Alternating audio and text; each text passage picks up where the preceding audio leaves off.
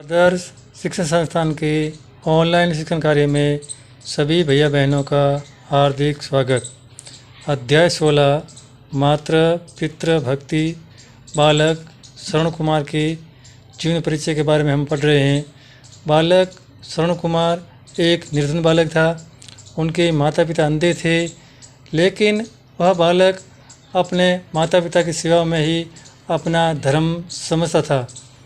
एक बार उनके माता पिता ने कहा कि पुत्र, अब हम वृद्ध हो गए हैं और न जाने हमारे प्राण पंखेरु कब उड़ जाएं, इसलिए हमारी हार्दिक इच्छा है कि हम एक बार तीर्थ यात्रा करें। बालक श्रवण कुमार बिल्कुल निर्धन था। वह इसके लिए धन जुटा नहीं पा रहा था, तो उसने एक बांस की कांवड़ बनाई और अपने माता पिता को उस कांवड़ में बिठाकर तीर्थ यात्रा के लिए निकल पड़ा। एक दिन की बात है, संध्या के समय उसके माता पिता को प्यास लगी।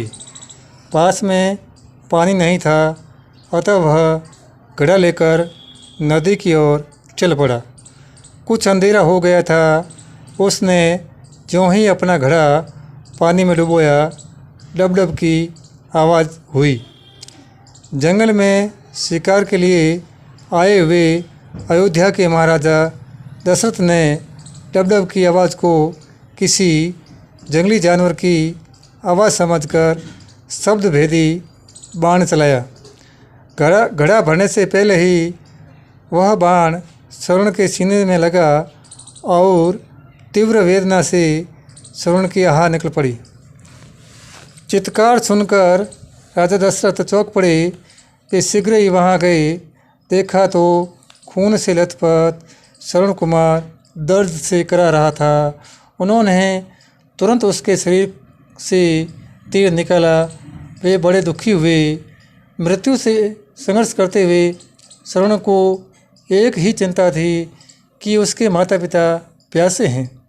अंतिम क्षण में उसने राजा से केवल इतना ही कहा, समीप ही मेरे प्यासे माता पिता की प्यास बुझाई राजन।